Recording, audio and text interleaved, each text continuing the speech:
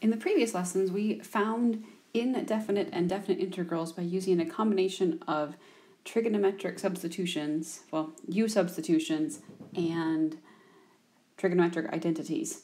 Today we're going to do something a little bit different, but still involving trigonometric functions, and we are going to actually let x equal a trigonometric function, and then using the identities we will be able to simplify certain types of integrals. Let's start with an integral that could be found this way. So back in Calculus 1, you should have discussed how to find definite integrals by interpreting them as areas under curves. And what you have to observe in this case, there's kind of no other way to do it without knowing the method we're going to learn today. You had to observe that the function y equals the root of 1 minus x squared is a semicircle of radius 1, specifically the top half. And because the bounds of integration go from -1 to 1, we're looking for the area under that curve right there. And since you know that's a semicircle, the area of a semicircle will be 1/2 pi r squared. And in this case, since our r is equal to 1, our integral is equal to 1/2 pi times 1 squared, or pi over 2.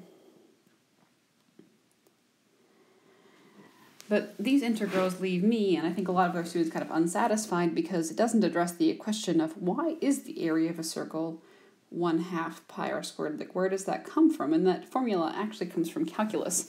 So if you were kind of a student who had questions in elementary school and asked your teachers, why is that a formula and where does it come from? They probably couldn't answer because it actually is calculus. And so let's talk about how we can use calculus to sort of verify to ourselves that this is true. So the substitution that you make is you let x equal sine theta. It's a little bit strange. Usually we're letting u equal something that has x's in it.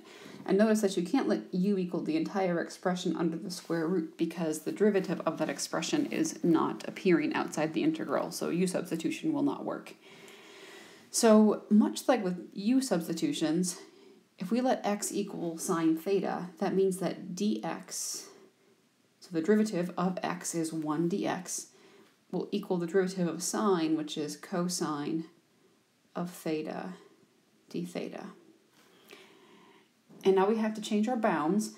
So if x equals -1, we're looking for where does -1 equal sine theta? And don't give me some kind of wacky answer, just give the most easiest representation of an angle where that happens. And that would be theta equals -pi/2.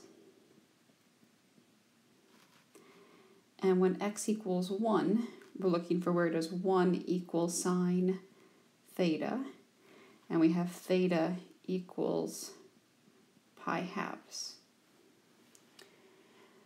Okay, now here we go. So let's substitute. So the bounds become -pi/2 to pi/2.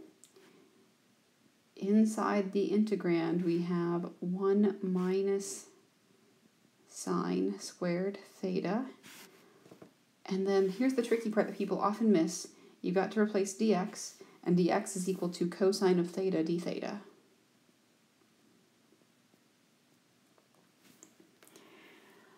Okay, now think back to the Pythagorean identities that we had in the last lesson.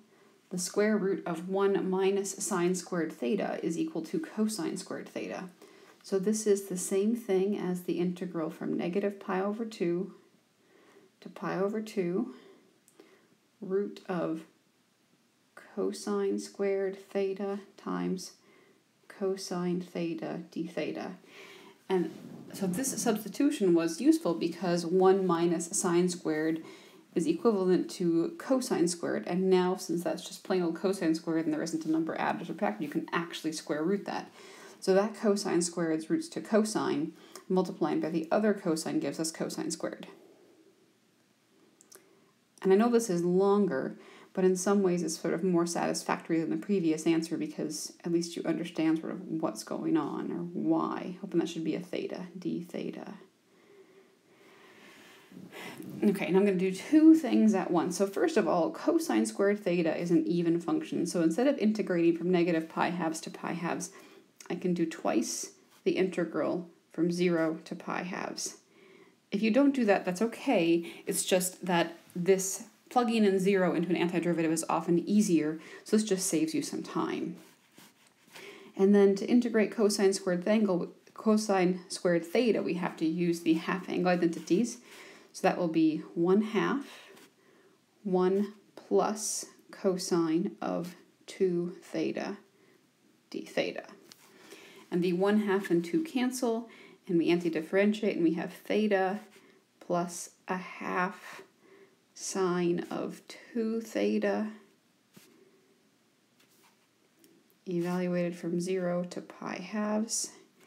And now let's input our values, and obviously inputting pi halves gives us pi halves.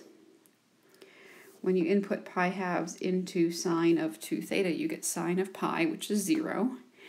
And then when we input 0, we also get 0. So look, we also got pi halves this way.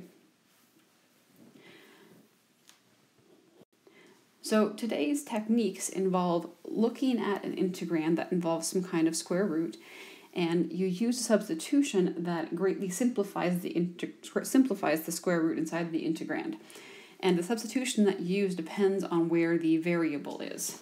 So for example, this one, if I have the root of a squared minus u squared, the substitution u equals a sine theta is the way to go. And if you make that substitution, you're also, don't forget, your derivative of your substitution, which will replace your du, or if you have x as dx, is equal to a cosine theta d theta. Technically, you could have let u equal a cosine of theta. That would also work. It's just in that case, your du is negative, and it makes it sort of more complicated and leaves more room for error. So that's why we choose sine, in addition to the fact that this simplifies with sine. Now, when you make that substitution, look at how this radical simplifies. So root a squared minus u squared is going to be the same thing as the root of a squared minus a squared sine squared. And you can factor out the a squared.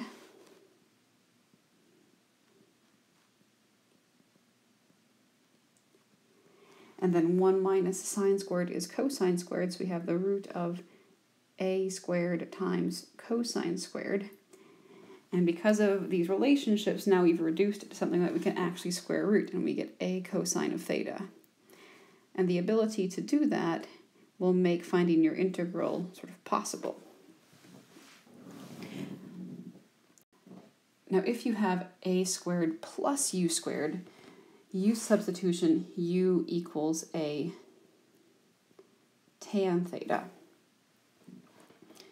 And in that case, your du will be a secant squared theta, d theta. And let's look at how that substitution simplifies when you input stuff. So a squared plus u squared will be equal to the root of a squared plus a squared tan squared theta. Factor out that a squared.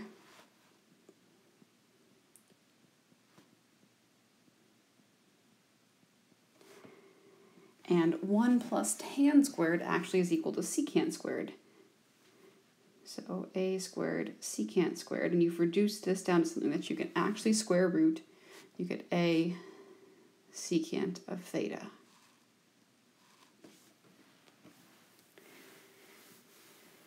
All right.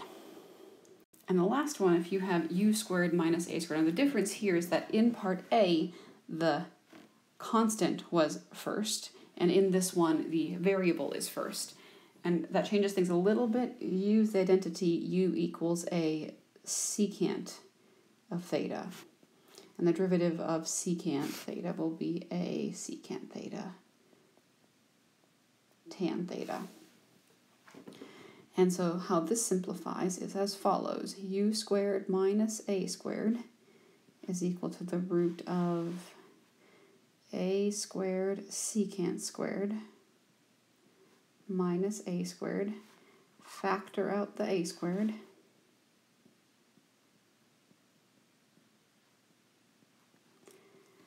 change the secant squared into secant squared minus 1 is the same thing as tangent squared. And then we root to a tan theta.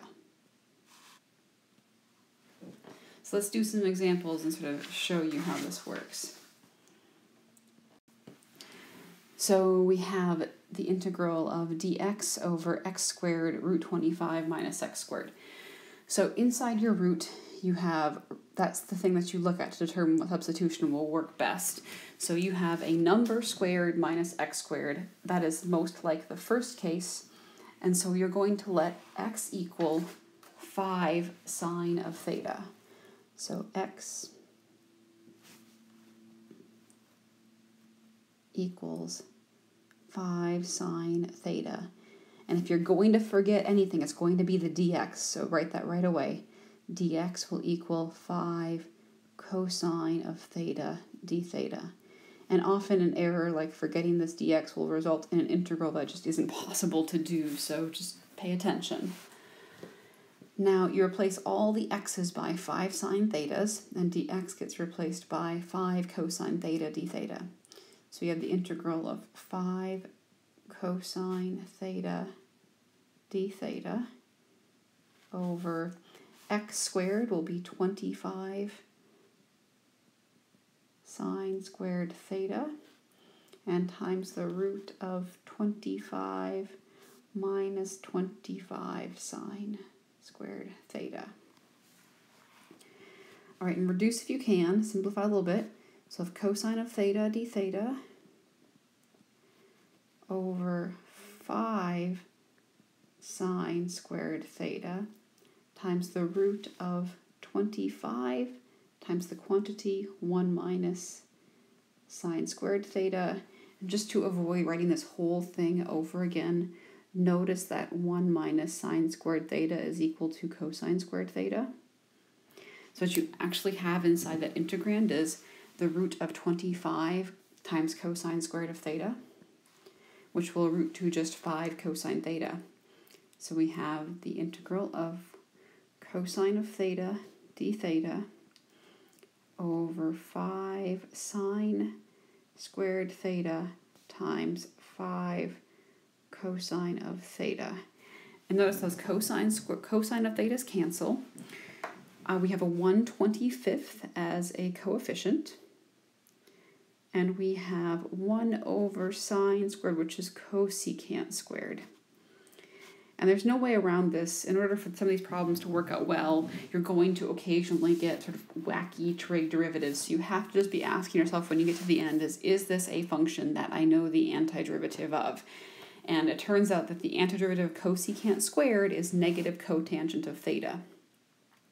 So we have negative 1/25 cotangent of theta plus c.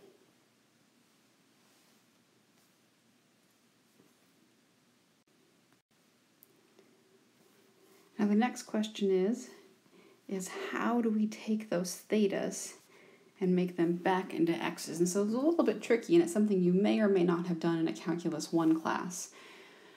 So the relationship is that x equals 5 sine of theta, and you use right triangle trigonometry to figure this out. So if x equals 5 sine theta, x over 5 equals sine of theta. So if you think about the whole SOHCAHTOA thing, so if you have a right triangle, and this is your angle theta, sine is the opposite over hypotenuse. So this side opposite the angle is x, the hypotenuse is 5, and by the Pythagorean theorem, the other side is 25 minus x squared. And so now we use this triangle to figure out what cotangent of theta is. So tangent of theta is opposite over adjacent. Cotangent of theta is the reciprocal of tangent, so it is just adjacent over opposite. So the adjacent side to that angle is root 25 minus x squared.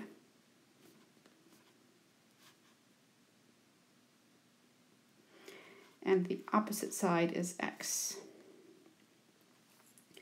And so your final answer here is negative the root of 25 minus x squared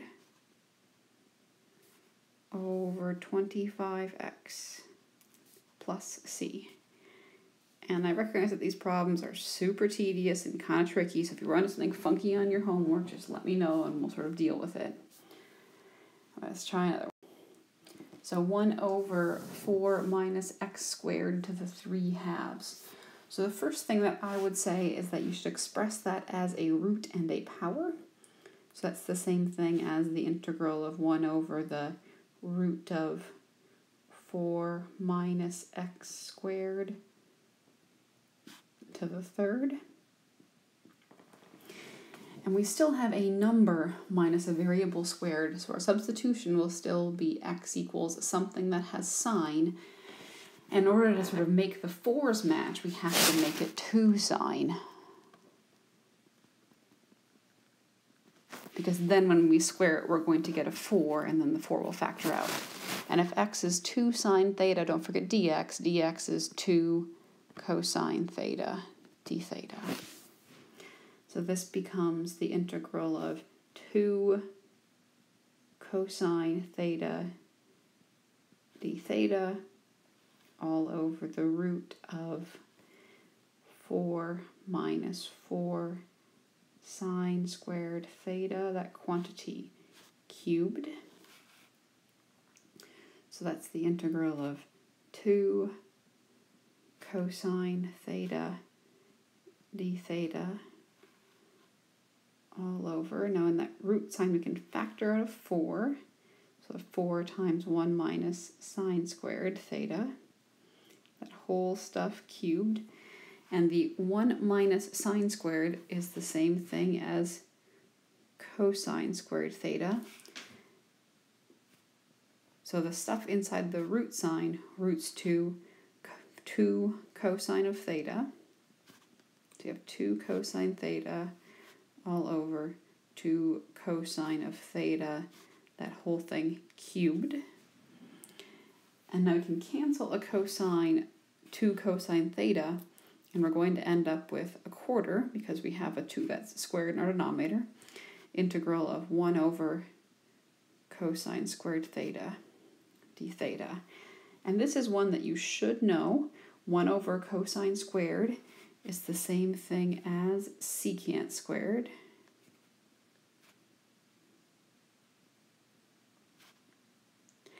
And the antiderivative of secant squared is tangent. So 1/4 tangent of theta plus c. And now to be completely done, we have to change our thetas back into x's. So let's go back here. We know that x over 2 equals sine of theta. So in your right triangle, sine is the opposite angle. So x over the hypotenuse, making the base here, or the adjacent side, 4 minus x squared. And so our expression was 1/4 tan theta. So tangent is opposite over adjacent. So our final answer is x over 4 times the root of 4 minus x squared plus c. So far both of those substitutions involve sine. Let's do something that involves not sine. So here you have a couple things that are a little bit tricky. We have 9x squared plus 1, so not a number minus x squared. Those are the easiest ones. And instead of just x squared, we have 9x squared. So the way to think about this is to think about this as the integral of dx over the root of the quantity 3x squared plus 1. And your substitution will be that 3x equals tangent of theta. And the derivative of 3x will be 3 dx equals secant squared of theta d theta. and dx will equal 1/3 secant squared theta d theta.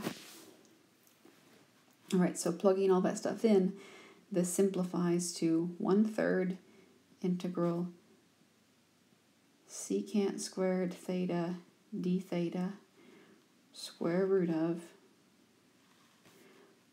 tangent squared of theta plus 1.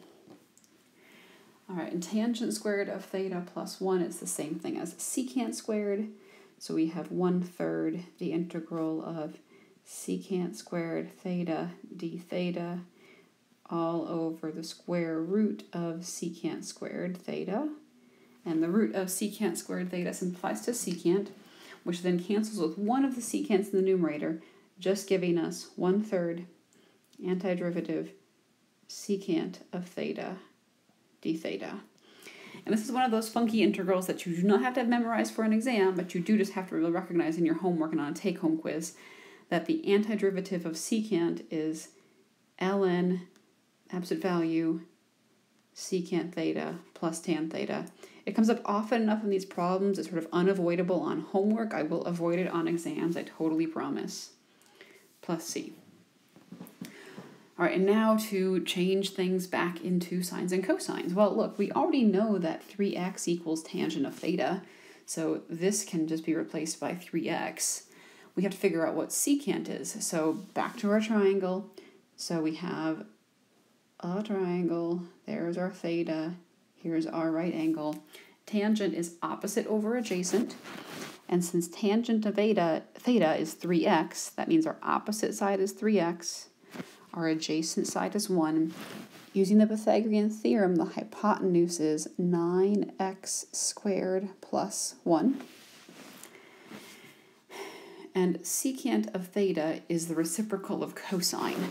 So if cosine of theta is equal to the adjacent over hypotenuse, then secant is hypotenuse over adjacent. So that's 1/3 times ln, absolute value. So hypotenuse over adjacent, that's root 9x squared plus 1 over 1. So just root 9x squared plus 1 plus tangent of theta, which is opposite over adjacent, or just 3x, and then plus c.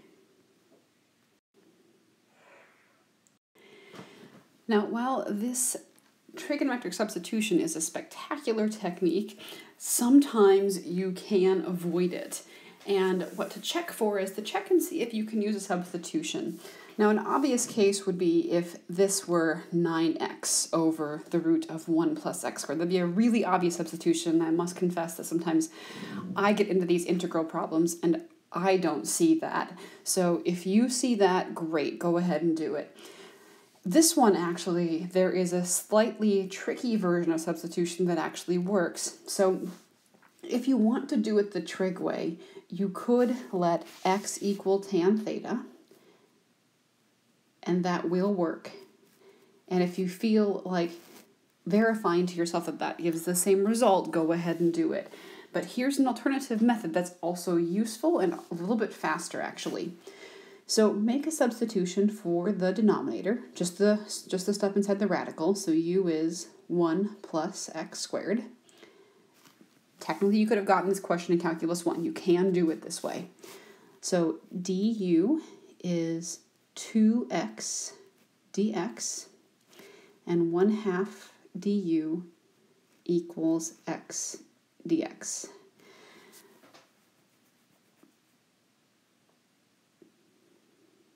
Okay, now in your numerals, first of all, that 9 is silly. We'll take it out of the integral. So 9 integral. In our numerator, we have x squared times x dx. And that is actually why this works for substitution. The reason it works is because one of those x's, this x and dx, can be replaced by 1/2 du. Now, the x squared up here, do you see how there's an x squared in your substitution? You can solve that substitution for x squared, and x squared is equal to u minus 1. So had that been x cubed had that been x to the 4th in the numerator, which would break down to x cubed and x, this trick wouldn't work. But because it's x squared, it does. So making the substitution, we'll have a 1/2 du, so I'm just going to make that 9/2 in the front. Integral, the x squared becomes u minus 1 du over square root u. And now you have to sort of do the distributive property for division, divide both the u and the 1 by root u. That gives you 9/2, the integral of u to the 1/2, because these exponents subtract, 1 minus 1/2 is 1/2, minus u to the negative 1/2 du. So anti-differentiate both pieces. The antiderivative of u to the 1/2 is u to the 3/2 with a coefficient of 2/3. And the antiderivative of u to the negative 1/2 is 2u to the positive 1/2 plus c. Okay, and let's input what that u was. And actually, let's also distribute that 9/2 because some nice cancellation happens. 9/2 times 2/3 makes just plain old 3. So 3 times 1 plus x squared to the 3/2 minus 9 square root of 1 plus x squared plus c. And this does simplify some. For example, like when I checked my answer with Wolfram Alpha, this is not what they got, but it is equivalent. Let me just show you how you prove this answer is equivalent to the one given by that website. So you take the 1 plus x squared to the 3/2, and you write it as 1 plus x squared times the root of 1 plus x squared. So these two things have a common base. When you recombine them, their exponents add. 1 plus 1/2 is 3/2. And then minus 9 times the root of 1 plus x squared. Other than the plus c, look at the stuff, find the greatest common factor. You have 3 in common, and you have that root in common. So we'll have 3 root 1 plus x squared times 1 plus x squared minus 3 plus c. And then you can combine the positive 1 and negative 3 in the parentheses, and your final answer could be 3 root 1 plus x squared times x squared minus 2. It is really hard to say define or dictate that I would ask you to do that on the test. So quite frankly, if you get this step and you get that answer, you're going to get 100% credit. It's just so that you can verify that your answer actually is correct and understand how you get there and how you manipulate between two different things that I show you why that works that way. Now, the only substitution that we haven't used is the one that involves secant. It happens the least frequently, but you have to recognize that x squared minus 36 is actually different than 36 minus x squared. Subtraction is not a commutative operation. You cannot change the order. So when you have x squared minus 36, you have to let x equal 6. So the 6's will factor out. 6 secant of theta. And dx will equal 6 secant theta tan theta d theta. So this is the same thing as the integral of 6 secant theta tan theta d theta all over the square root of 36 secant squared theta minus 36. So factor out that 36 inside your radical. And some of you may be able to do these steps more quickly than I'm showing them in this video, and that's okay. I just don't want to confuse anybody right now. So we have the root of 36 times secant squared theta minus 1. And secant squared theta minus 1 is tangent squared. So inside, and also this 36 roots to 6 and cancels that 6 in the numerator, so I'm just going to make it go away. So secant theta tan theta d theta over the square root of tangent squared theta. Well, that tangent squared theta roots to tangent, which cancels the other tangent. giving us just the integral of secant theta. And as I said earlier, this just comes up in lots of problems because it's hard to make problems where it doesn't. So the antiderivative of secant is ln absolute value secant of theta plus tangent of theta. But like it or not, you're probably going to have it memorized whether or not I require you to do so because it's going to happen relatively frequently. Okay, so now we have to convert our thetas back into x's. So here's how we're going to do that. X over 6 is equal to secant of theta. And because secant is the reciprocal of cosine, we know that 6 over x equals cosine of theta. So in our right triangle, here's our angle theta, there's our angle, right angle. Cosine is adjacent over hypotenuse, making the opposite side into x squared minus 36 using the Pythagorean theorem. And let's go ahead and plug stuff in. So secant of theta we can get by, well, we just know secant of theta is x over 6. You could also get that by knowing that secant is the reciprocal of cosine and cosine is adjacent over hypotenuse, but either way, x over 6. And then tangent is opposite over adjacent, so that's root x squared minus 36 over 6 plus c. So that's a great answer. This is another one of those instances when Wolfram alpha will look different, and I want to explain why, because this one's quite a bit more tricky. So notice how inside that natural log there is a greatest common factor of 1/6.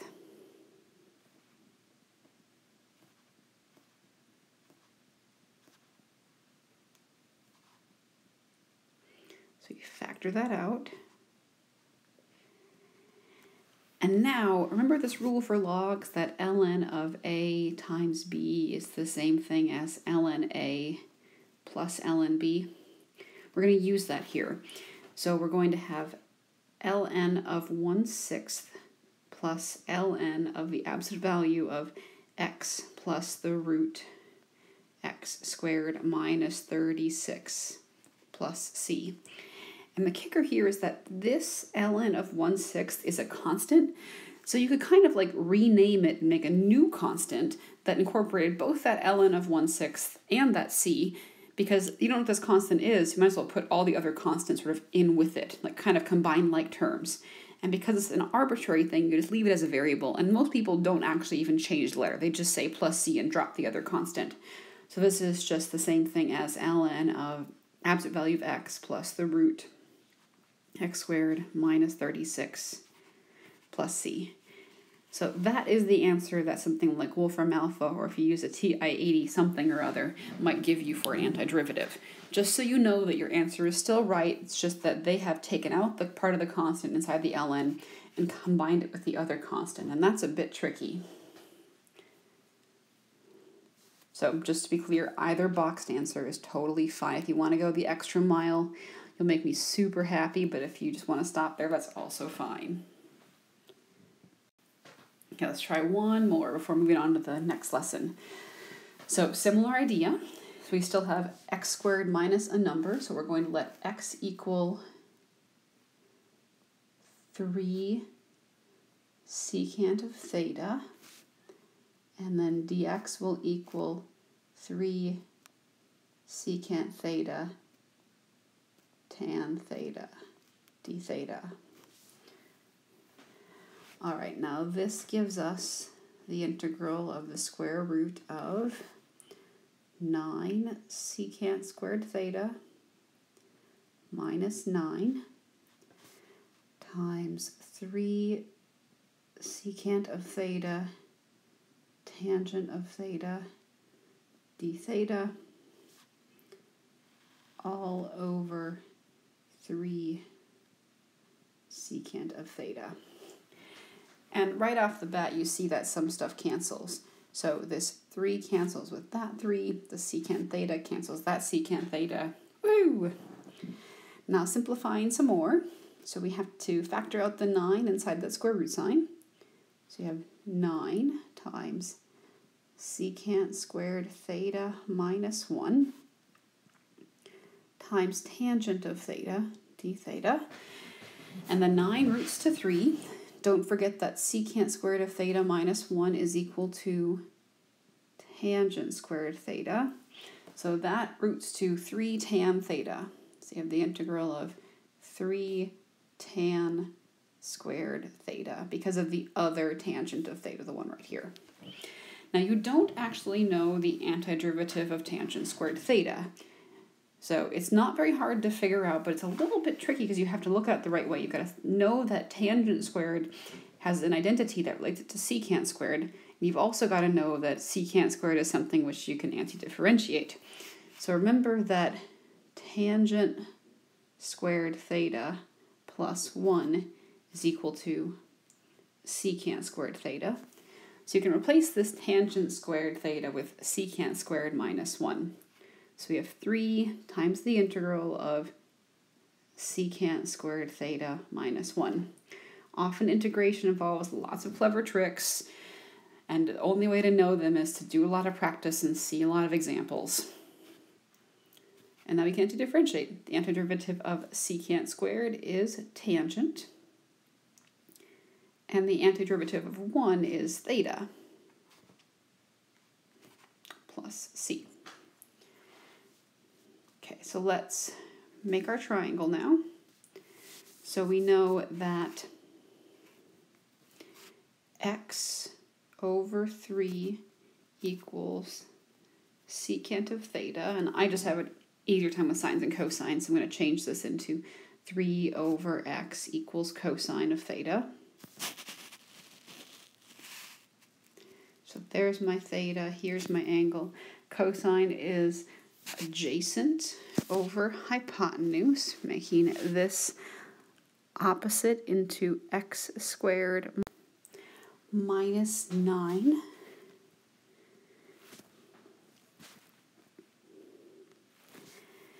Now tangent of theta is opposite over adjacent, so we'll have root x squared minus 9 over 3. Now theta you can find lots of ways. So for example, if we know that 3 over x is cosine theta, we know that theta is equal to cosine inverse of 3 over x. So plus cosine inverse of 3 over x plus c. Now there are lots of ways to solve for that theta, because you could have just as easily said, like for example, when I looked at Wolfram alpha, it said that, well, we know that tangent of theta is equal to root x squared minus 9 over 3, and they said that theta was equal to tan inverse of that expression, and they had that instead of the inverse cosine. I and the grader will be able to recognize if your answer is equivalent but correct, and if you think that we made a mistake on that, go ahead and ask. But just so you know, there's more than one way to write the answer correctly. You could also distribute that 3, especially because it cancels with the 3 in the first denominator. So you could write this as root x squared minus 9 plus 3 cosine inverses of 3 over x plus c, but like I said before, it's very hard to sort of legislate that type of thing. So as long as your answer is right, we're okay.